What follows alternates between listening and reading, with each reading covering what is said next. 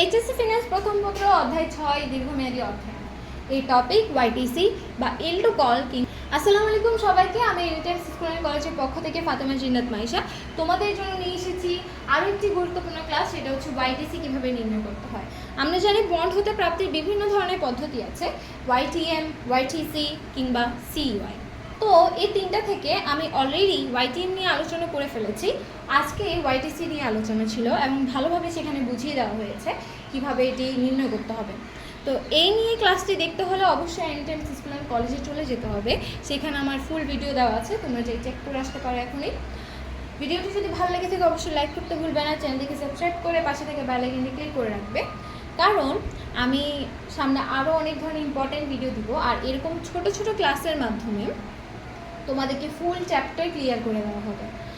তো দেখা হচ্ছে অনেক ভিডিওতে, ততদিন পর্যন্ত সুস্থ থাকো, ভালো থেকো, আল্লাহ হাফেজ, আসসালামু আলাইকুম সবাইকে।